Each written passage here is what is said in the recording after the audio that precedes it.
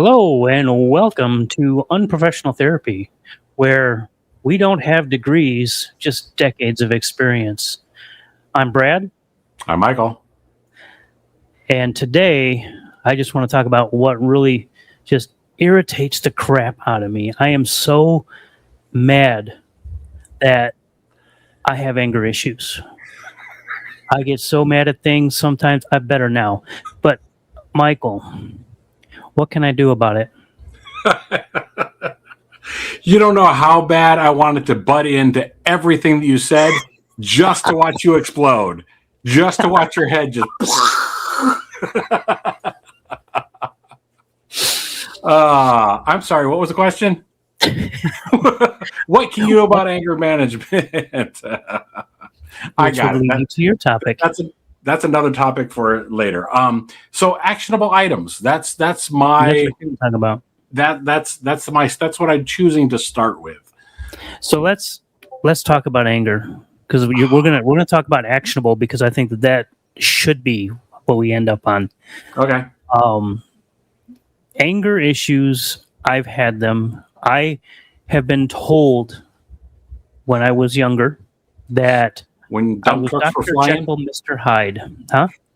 when I said when dump trucks were flying. Did you interrupt me? No, anyway.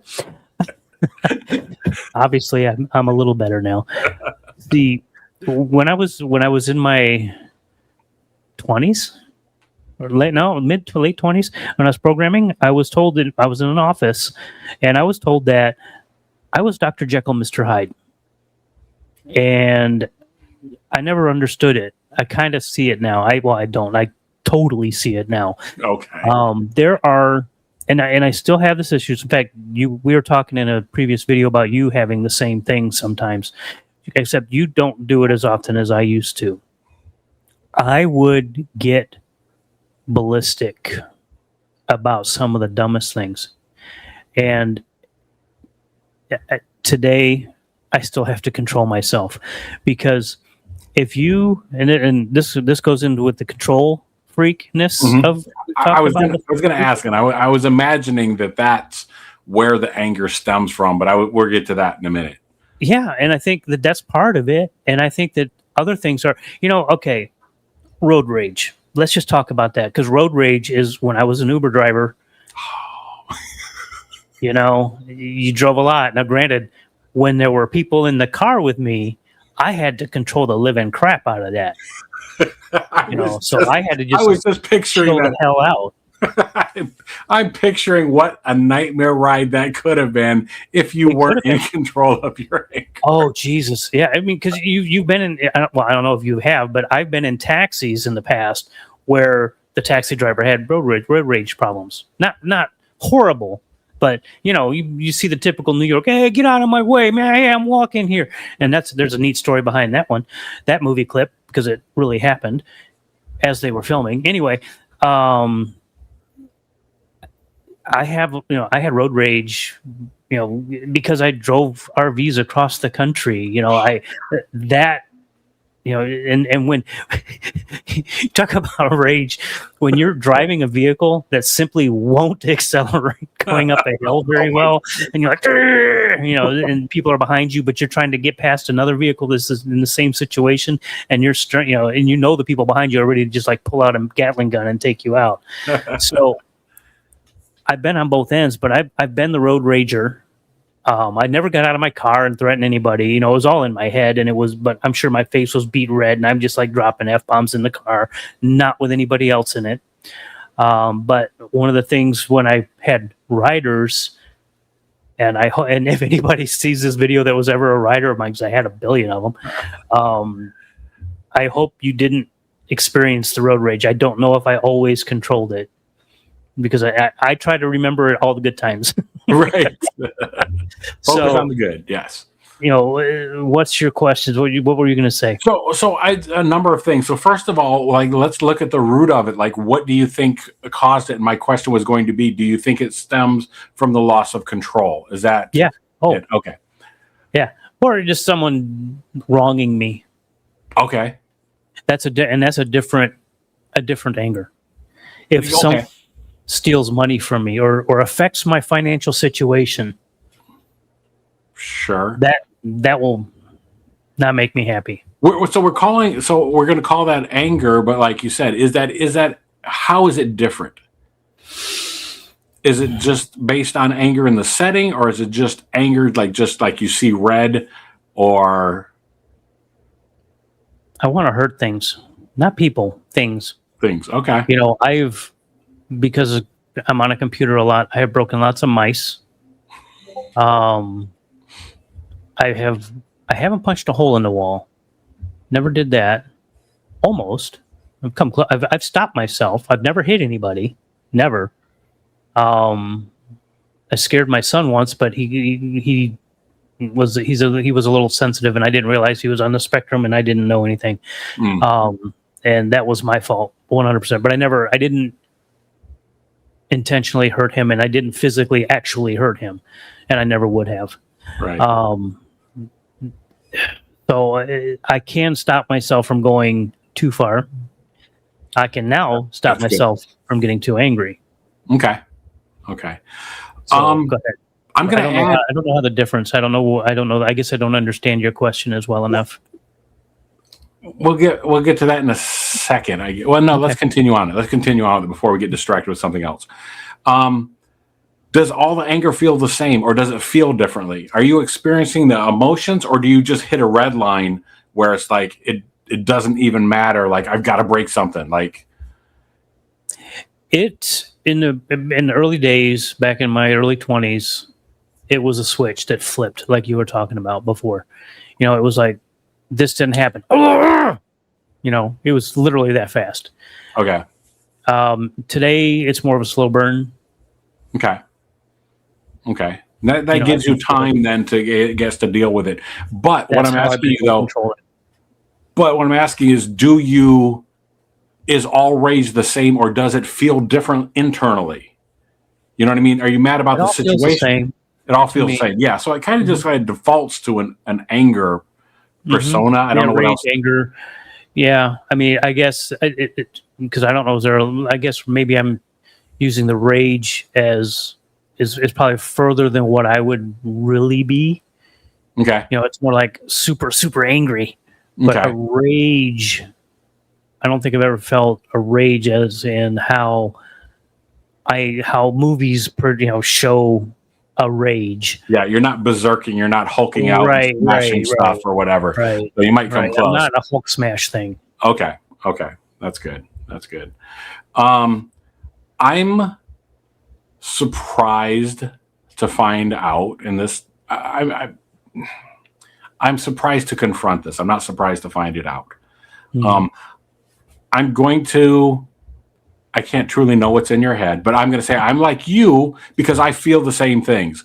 I do that, but I internalize it. And it's maybe not feeling exactly the same thing, but I am surprised to find out how mad I am about things. I mentioned last time we talked, I had mentioned that I'm in a group thing that has to do with dealing with grief and so on. And reading certain questions and looking at certain things has made me do a lot of self-examination. I thought I was already good at it. I thought I did that all the time. But dealing with it specifically within the context of this group and somebody passing has made me look at how angry I am about a lot of things and how it affects other things. So it's not even, and in my case, I handle it more passive aggressively. I can become really caustic, very sarcastic, and spiteful and mean if I'm being honest, in a more hurtful way, because I will. That is a more dangerous way. Yeah. Because it's a mental injury. Yeah. And I'll try to do damage to people, which I don't do it a lot. I don't think so. I certainly hope that I don't. But if I were to mentally hurt me multiple times just today. Bringing up that dump truck again. I know. I'm sorry. No, just looking at you. We'll save that finger for later off camera. Anyhow, So yeah, I'm surprised that. So yeah, like I said, I'm surprised to know how much more I feel. I knew I internalize things. I know that I don't. I try to keep an even demeanor in everything that I do. I can't always, and that's really when I knew certain problems, and I can't name them now, not because I don't want to. I can't think of them, and I try not to dwell on them. But I know that I felt myself getting to that breaking point, and that's when I need to seek out friends or a distraction to relieve that pressure valve. Yeah, just walk away. If you can walk away. If you can't, find a different place mentally to go. Yeah. Or happy place. Yeah. Or even examining the situation, like, why am I getting mad? What can I do about this? At least that's what it takes. Take yourself out of the situation. Look at yourself as a third party. Yeah. How would a fly on the wall that has consciousness see the situation? Yeah. Yeah. Sometimes if I was spying on this person with a good camera, how would that look to them? Right. That's and what can I do about it? Yeah. Besides take out the camera. Smash the camera. That's what you do. Hulk smash. Do you find yourself doing that more or less in general, and then specifically in Thailand? A lot more. I mean, I've gotten very good. I still have episodes where it's funny when you're talking about being passive aggressive. I'm passive aggressive, and I say it as far under my breath as I can, so that nobody actually hears it. Because my wife is very good at picking up cues. Good. Okay. Yes, which is good and bad, because I'm like, I don't want her to deal with it, because this is not an issue she needs to deal with. It's my issue. Okay. It's my thing, because she's not doing anything wrong. That was another thing we talked about previous video. This is all in my head. And so I'm just like, okay, this is not a big deal. Shut up about it and do your thing. But no, I find myself looking at it as a third person perspective. But I have to be able to take a breath before I can do that. I have to see it coming. Now, the problem, the biggest problem I have these days, is programming, because even with your AI programming or not, it doesn't matter, because AI can be just as annoying as writing it yourself. You'll go down a road, you're like, okay, I have this problem, I need to fix it. Okay, this should fix it. No, that didn't fix it. Okay, so then I try to fix it again, and it's a very slow burn, because you're like, okay, and after about 50 times, why isn't this session working? And at that point, it's too late. Right. That's when, and we've talked about this, you have to walk away. You have to. That's when I have to realize, okay, I just went over the line. Get up, go downstairs, walk around, do whatever. And we've had that discussion before. You have to be able to recognize that you just lost it. And then you have to, like what you said, walk away mentally, physically, whatever, get out of it. Yeah. If you're in a situation where other people are causing you the anger and you can't physically walk away, are you able to just check out? Yeah. Just totally don't even know what they're saying anymore. It's like, this is it, because at the point of you being that angry with a person or whomever or whatever, even a loved one, you have to mentally check out before you say something that you're going to regret. Right. They say sticks and stones might break my bones, words will never hurt you, but words do more lasting damage. You can heal from a broken arm. You can't necessarily heal from a sharp word. A marriage ended because of that exact thing happening. Oof. We both had anger issues. Me probably more than her. And we had a rule, because we kind of both knew we could get triggered. Mm-hmm. And we had a rule. If one person walks away, the other person lets them. Yeah, let them. Yeah. Don't try to get the last word in. She didn't. Oh. One time. Oh. And that was our last argument. before the divorce. That was it. The last. Oh, yeah. Well, that was going to be something else I was going to ask you about, or whatever, or suggest for anybody else that might be dealing with this, to surround yourself with better people if you can. Some things you can't get away from. There might be family issues or whatever, but have the right. And see, that's a, you know what? That's a good thing. Another thing I did in my life was I removed the negative influences from my life. That's one of the reasons why you're back in my life, because you were removed. You're one of the more positive things in my life, and positive people. But there were a lot of negative people that it's like, you're a downer, man. I'm out. Yeah. And I didn't, it wasn't an angry, like, go F yourself or anything like that. I just stopped talking to them.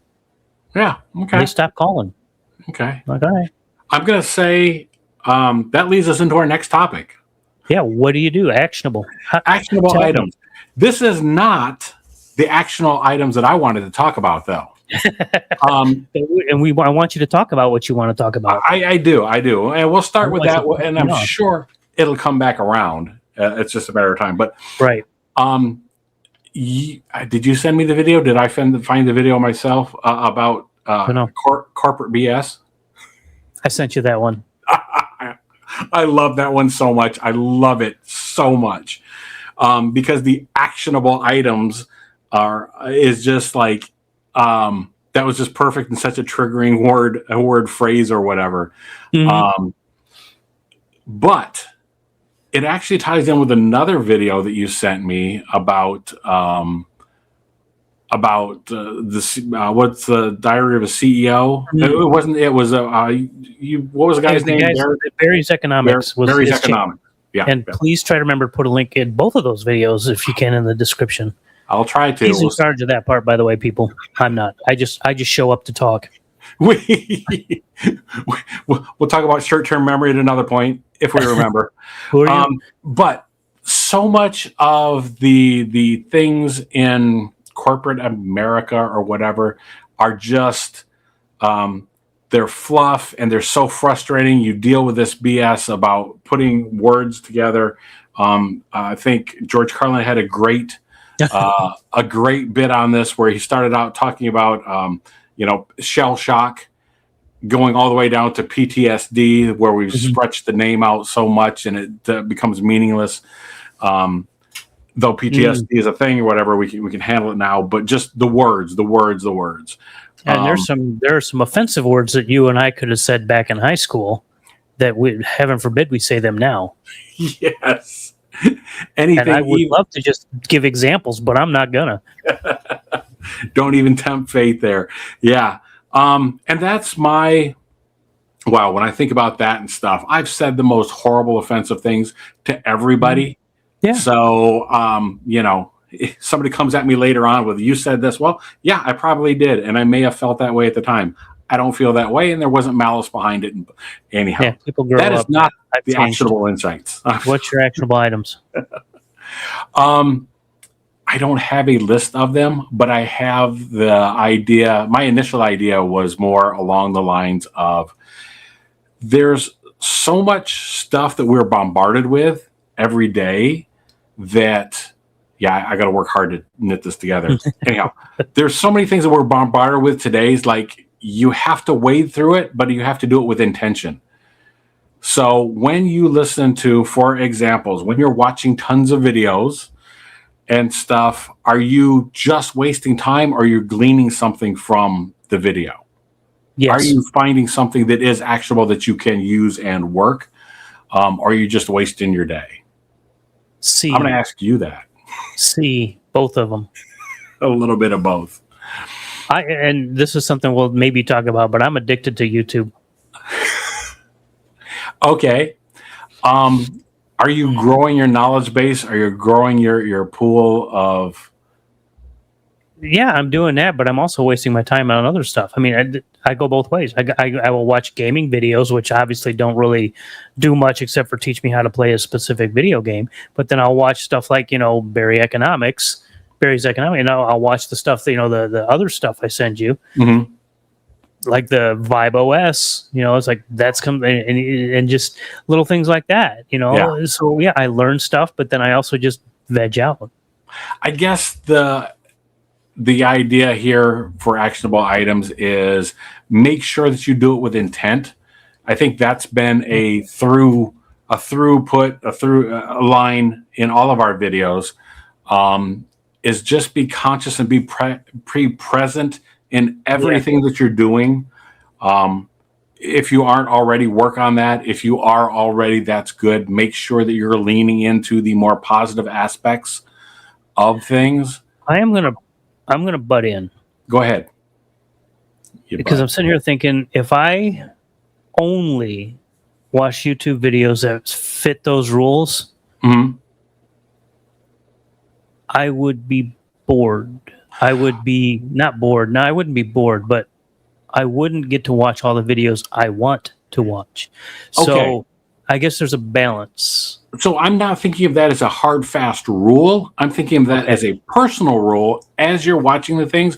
For example, as you're watching the video game things, are you taking in how is this person doing this and what could I apply to my video? What is he doing wrong? We're back to your control thing now. What the heck? Let it go, man. Don't be mad about it. Wrong. Everybody's wrong. I'm only right. No, Don't be angry about it. Okay. I see where you're going with this. So, Yeah. with my video games, because those are just pure pleasure to watch, and not pleasure, but they're Indulgence. they're obviously not educational. They're obviously not moving me towards any kind of goal, except for playing a video game better. Which I'm not a professional video game player. I'm not going to be I have no ambition to being a big time live streamer or video game channel. I've done it.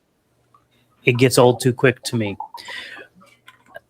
I'm entertained by them is my goal. I guess if that's your goal, is to be entertained. Mission accomplished. Yes. So I guess that then I fall into that same role because I hate giving like advice that says, oh, you need to always do something. It's like, no, you need to do it when it's appropriate.